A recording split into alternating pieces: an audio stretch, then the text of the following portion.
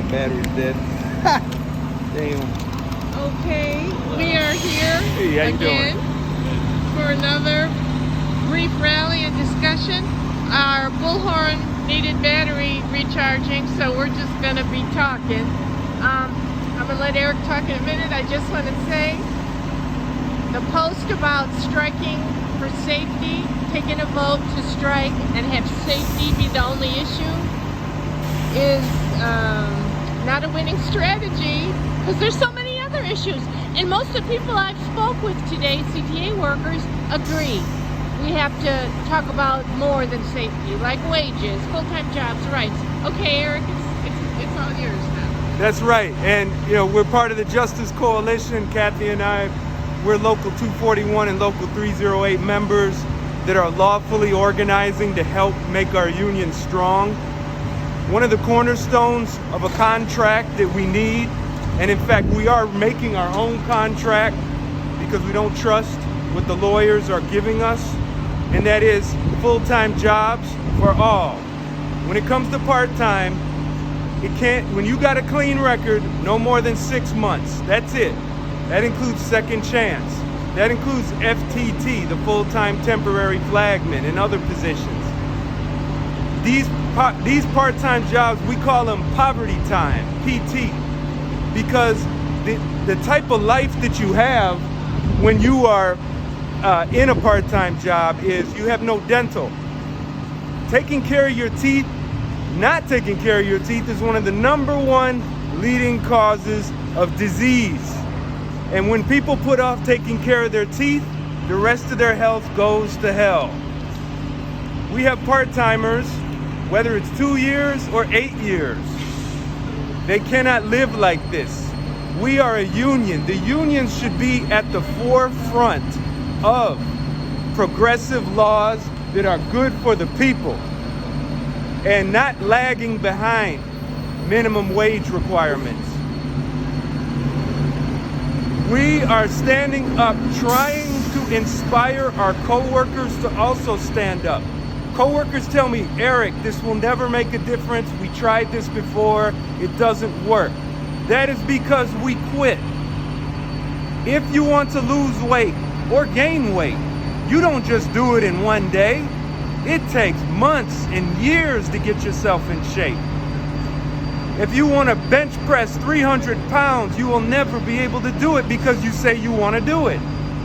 You have to build yourself up slowly. So at the Justice Coalition, we are inspiring our coworkers to build themselves up slowly by protesting when they're off the clock on shared public property, which is protected by law. Any of us can do this as long as we're off the clock. We're pushing for 2-person crews. Every job that a CTA worker has should have 2 people. You should never be alone. Whether you are an operator of a bus or a train, you're a janitor, you're a customer assistant, supervisor, a servicer of buses and cars, etc. Possibly an exception would be a clerk who would be in an office, or a storeroom. Please go to chicagotransitworker.com and learn about your rights as a worker, as a member, and why we should not emphasize policing for our safety. Because what's going to happen is, fine, let's say we get a CTA police force. What are they going to do? They got to arrest people. When you arrest the people, they go to jail, right? When they go to jail, they have a record. They can't get a job, or they've already been in jail, and now they're really stuck and can't get a job. And what are they going to do? They're going to go out and rob people on our trains and buses again. All right? So if we have full-time jobs, we let the second chance people have equal status with everybody else. After 6 months being clean, no drugs, good record, you go full-time. And I just want to add about safety and police. Dorval Carter sent a memo, most of you have already seen it, or a letter, that he supports safety for CTA workers.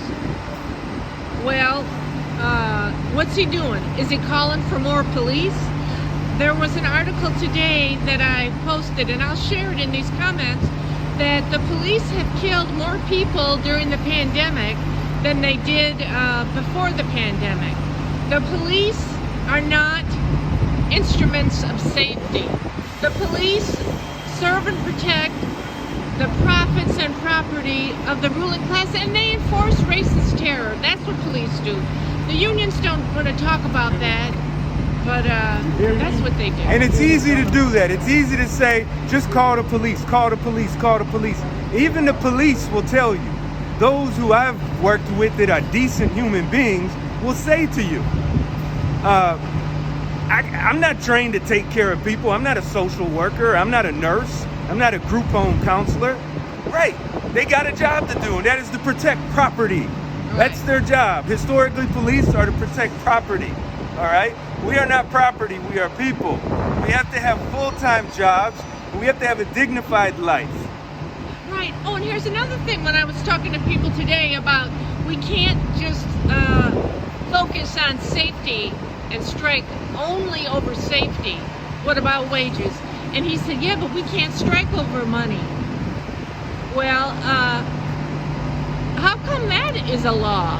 How come they could reduce the wages by half of the CSA wages for the new people coming in? They reduced that by half. How come that's legal? Jim Crow was legal. Apartheid was legal. Slavery. So legal schmeagle. We're getting screwed. You're getting screwed. You need higher wages, and they ain't just gonna give you higher wages because you asked for it. No, they ain't. So if you're not prepared to build for a strike for what you really want and need, better wages, better health care coverage, more rights, less discipline, it's just gonna go downhill. Okay. Well, that's it for our little flash protest today. Dear co-workers, we're just saying, build your militant muscles for protesting. Speak up. Nothing will change if we remain silent. You deserve better. You do not deserve to suffer. You are not just a number. You are a man and a woman, a human being. Peace. Oh, thank you, Eric.